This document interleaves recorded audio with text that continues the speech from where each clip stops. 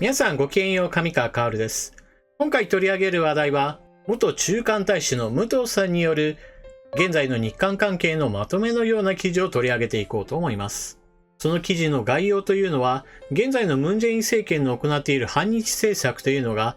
巡り巡って、つまりブーメランとなって、韓国経済に大きな打撃を与えるようなことになる、そういった内容です。武藤さんの記事はつい最近も取り上げたばかりで、随分と人気がありました。その内容というものは、現在韓国の首都ソウルにおいては不動産バブルが発生している。その不動産バブルには多くの人々が借金をしてでも投資している面があり、そのためにムン・ジェイン政権としてはこのバブルを抑えようとしている。しかし、現在のところどのような手を打ってもことごとくそれが失敗しており、不動産バブルが終わる気配がないという現状です。そのような状況にあって、バブルがいざ弾けたとなったら一体何が起こるか。それは個人であったり法人であったり、様々な人々が資産価値の下落に遭い、それに伴う手持ち資産の売却、そして借金の返済に苦しんだ人たちが破産したり、返済が滞るような形で不良債権化し、銀行にとっては大きな経営打撃となる。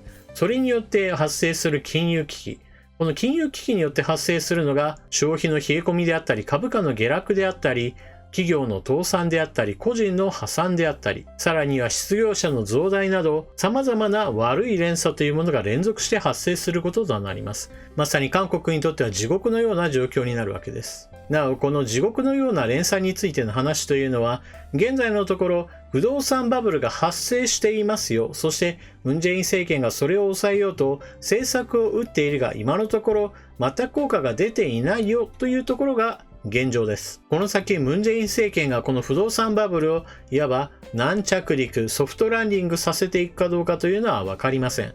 こうした危機的なシナリオについて回避できるかといえば、その回避できる可能性は低いでしょう。ですから、武藤さんの記事について言っても、決して絵空事ではないと思っています。それでは記事を見ていきましょう。ムン・ジェインの反日政策が大失敗で、ここへ来て韓国経済が自爆してきた。韓国のムン・ジェイン政権の反日政策によって、日韓首脳レベルの対話が途切れて久しい。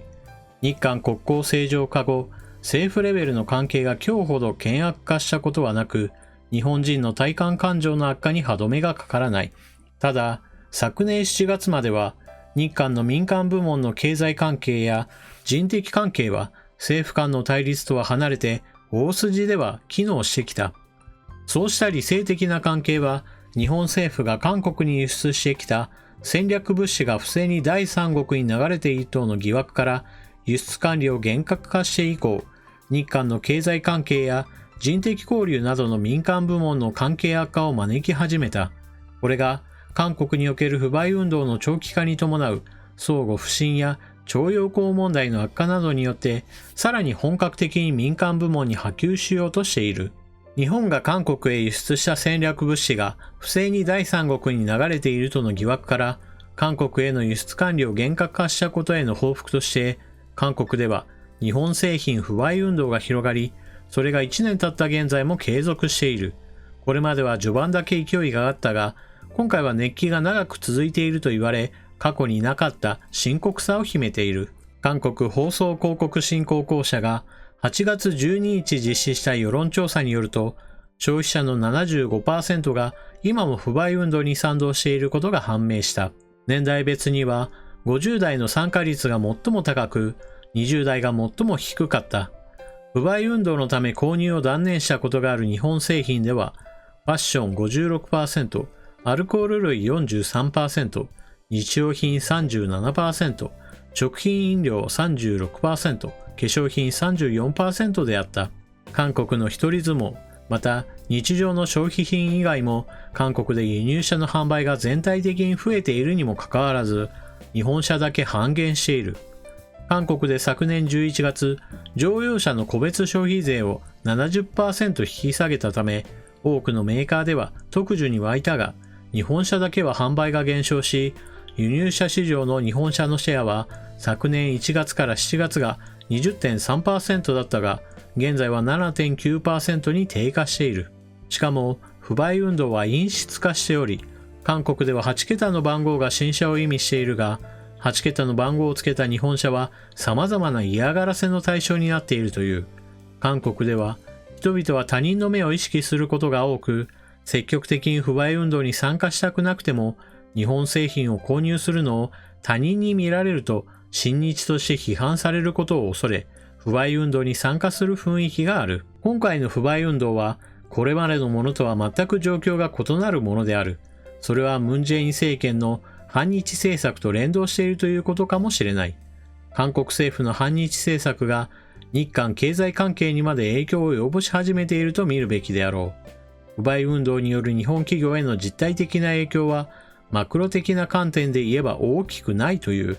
旧経済企画庁出身で、在韓国日本大使館での勤務経験のある大東文化大学経済学部の高安教授によれば、日本産ビールの韓国への輸出が 97% 減少しても、輸出全体に占める割合は 0.15% に過ぎず、訪日韓国人の個人消費に及ぼす影響はないと強調している。要するに、韓国の消費者は一人相撲を取っているということになる。日本企業の韓国離れが始まった。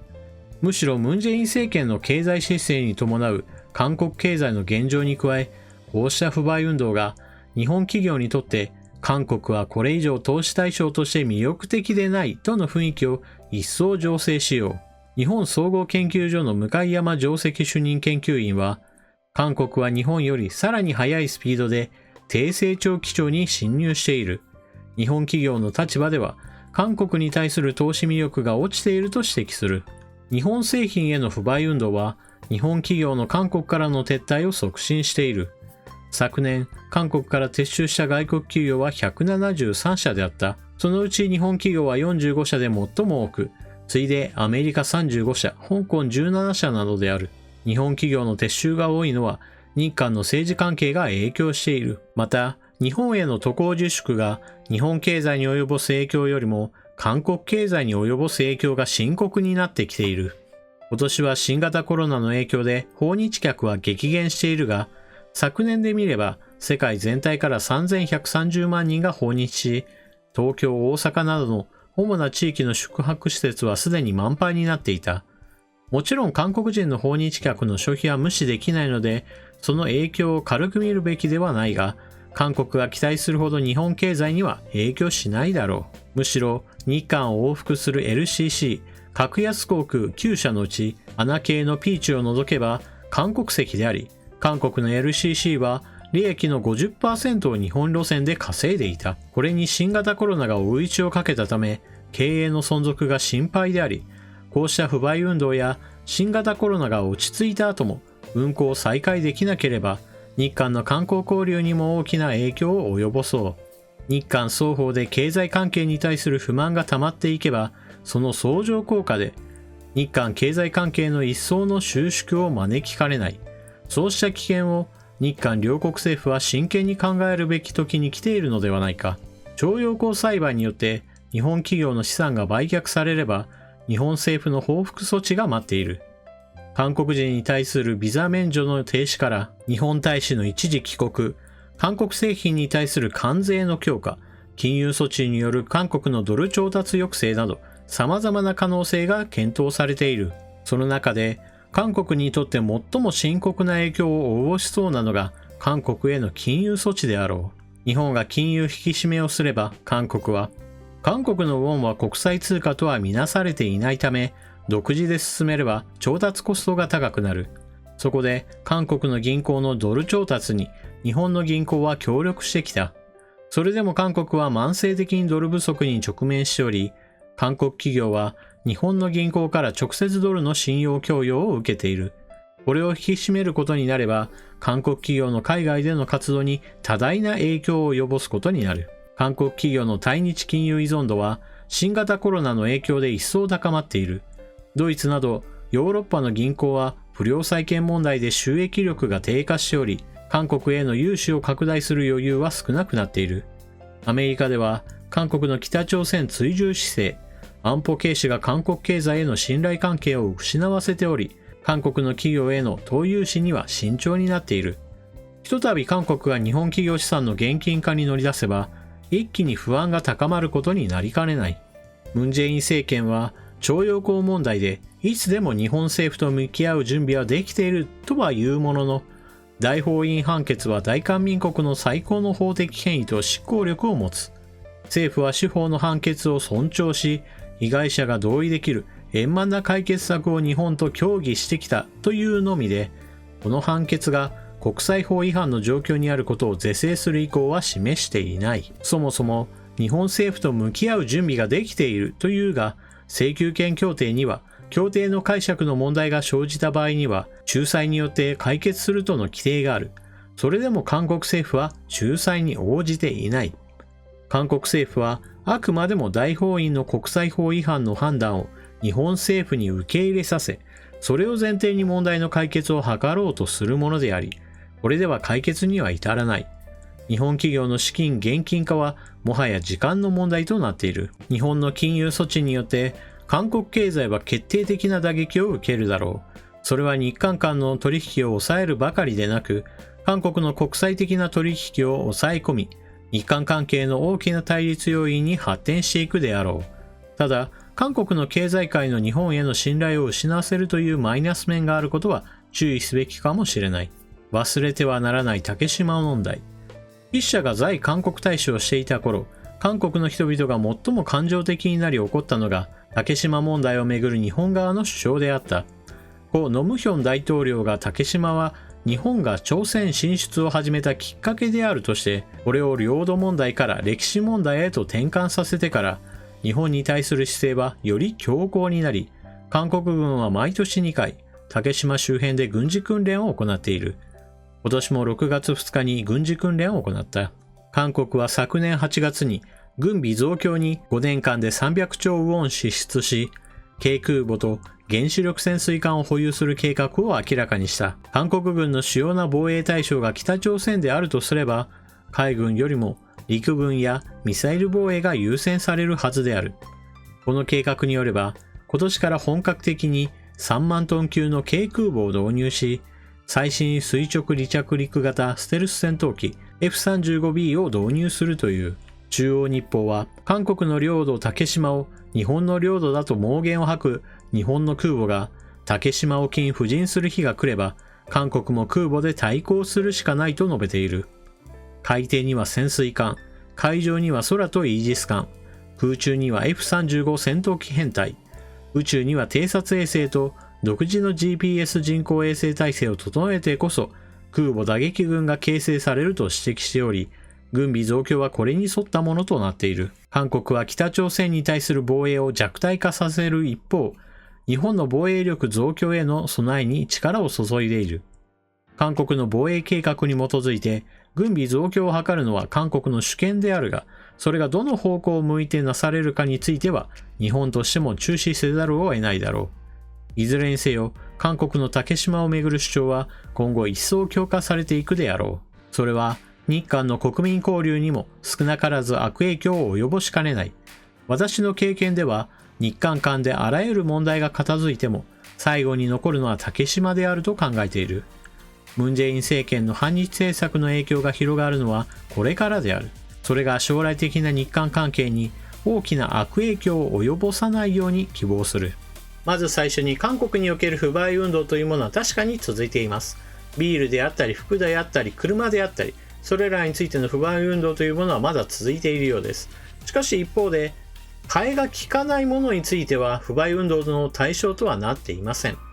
例えば、報道陣は未だに日本製のものを使い続けていますし、また若者たちの参加率が低い背景には、日本製のゲームを楽しんでいる人たちが非常に多い問題もあります。現在韓国においても任天堂のゲームというものが非常に売れており、彼らにしてみれば不買運動に参加すると途端にみんなが任天堂のゲームで遊んでいるのだから罵り合いをしなければなりません。そんな状況が彼らにとって許せるわけもないので、とりあえず自分たちはゲームを遊ぶためには不買運動の話は一旦横に置いておこうと、かなり都合よくこの製品については不買運動をするけどこのゲームは遊びたいから不買運動はなしねといった使い分けをしています。ですから彼らの不買運動というのはあくまでも一貫性はありません。一方で不買運動を展開することによって日本企業の撤収というものも続々と始まっています。それに伴って発生するのが失業者の増大です。ビールであったり服であったりといったものについては、それに伴う大きな失業者が発生するわけではありませんが、しかし製造業などであちらに工場を建てて、その関連の工場などが引き上げるとなったら、数千人単位での失業者が発生します。しかし、そのようなことが起きたときに、やったやった、もう日本企業が出ていけというかといえばそういったわけでもありません。そうなった途端に韓国政府に日本企業の撤収を引き止めるようなそういった嘆願なども行われています。ですから自分たちの行ったことがどのような結果をもたらすかについては基本的には考えず行っているという特徴があるのです。しかもそうやって日本企業が撤収する際に生まれる失業、その失業の中心となるのはいわゆる働き盛りの人たち。20代から40代だとすれば、その人たちが再就職するというのは非常に難しい経済状況に韓国はあります。韓国においては財閥企業がその経済の根幹を担っています。そして財閥企業というのは日本企業が撤収する際に生まれた失業者を吸収するようなことはほぼありません。ですから、韓国の働き盛りの人たちにしてみれば、現在の状況がどのような状況なのか、その状況を表す言葉として、地獄の朝鮮という言葉なども使われるようになっています。一方で、ムン・ジェイン大統領はこうした失業者問題に対しては、まずは統計情報をしっかりと補正しなければならないと考えて、高齢者の人たち50万人、60万人というその単位で、税金で彼らを雇い、そして若者たちの失業問題については数字上ではなるべく見えないようにしています。高齢者の人たちは日に5時間公園に出かけて鳩に餌やりをやっている人がいないか見て回ったり、バリケードがあったらそのバリケードが壊れていないか散歩して見て回ったり、税金の支払いが遅れているような人たちに電話かけてしっかりと払ってくださいねというお話をしたりして月に11万円ほどの給料がもらえるそうです。こういった仕事についてはあくまでもごくごく一部ですが、全体として50万人であるとか60万人であるという人たちがムン・ジェイン政権では雇用数値をごまかすために雇われているのではないかという指摘が別に日本側ではなく韓国側の報道でも発生しています。そしてムン・ジェイン政権のやっていることがぐるっと回ってブーメランとなって自分たちに打撃を与えてしまう。この話については強制徴用工問題についても全く同じことです。徴用工問題においては韓国政府のやることが問題なのですが、しかし韓国政府自身が言っている言葉としては日本側が悪いという具合にして責任を転嫁しています。しかし事の本質は韓国政府の対応に問題があるのですから、このまま事態が進行していけば日本側が韓国側に対する制裁をかけるというのが非常に濃厚です。記事の中で武藤さんはこうした事態が発展していくことによって日韓関係のその未来において非常に大きな問題が発生することを心配しているようです。しかし私はこの件についてはかなり意見が異なっていて、韓国が自分の行ったことの報いとして経済的な打撃を受け、それによって日韓関係が悪くなるということは別に悪いことではないと思っています。そもそも一体誰が本当の悪いことをしているかといえば、それは韓国政府側の問題であり、日本の政府の問題ではありません。ムン・ジェイン大統領が様々な政策、しかもそれがほとんどが反日政策であるというのであれば、日本側が制裁をかけて、その結果として韓国経済が大きな打撃を受けて、様々な経済政策のそのしっぺ返しを彼ら自身が受けるというのであれば、別に日本側としては様子を見ているだけで十分なのです。例えば、日本側を見て、自分たちが軍拡をしなければならないと勝手に思い込んで空母を作ったり潜水艦を作ったりして、そのためのお金を大量に使って、そして維持運用費にもまた大量のお金を使って、しかし経済が萎縮しているためにその負担というものが重くのしかかり、最終的には潜水艦も空母も作ったはいいけれど運用するお金がないので港にずっと係留していますよということになったとしても、それは彼ら自身の責任なのです。それは国と国との約束については守らなければなりませんよという基本的なルールについて韓国が学ぶための良い機会なのです。そもそも日韓関係というのは韓国側にとって都合の良いような状況が続くことではありません。約束を守らない国に対しては約束を守らなければならないよというそのことを認識してもらう必要があります。ですからそのために韓国側に制裁をかけるというのは一つの正当な行為であり、その行為について韓国側が日本側を非難し続けるというのはそれは間違った行為です。ですから間違った行為をするのであれば日本側が行うことはさらなる制裁をかけてその制裁のレベルを上げていくということです。そして韓国側に経済危機が訪れたのであれば、その責任というのは日本ではなく、無責任な行動を取り続けた韓国政府が今まさに責任を取っているよということであり、その責任を追及するのは韓国の国民であるべきなのです。韓国政府がそうして自分たちの行いが悪かったということを認めないのであれば、永遠に制裁はかけ続ける。それによって日韓関係が正常化すると私は考えています。皆さんはこの話を聞いてどのようなことを考えたでしょうか。ぜひともコメントをしていってください。それでは動画は最後までご視聴いただきありがとうございました。チャンネル登録していない方はぜひともチャンネル登録を。そして動画を見終わったら評価ボタンのクリックもよろしくお願いします。それでは次の動画でまたお目にかかりましょう。またね。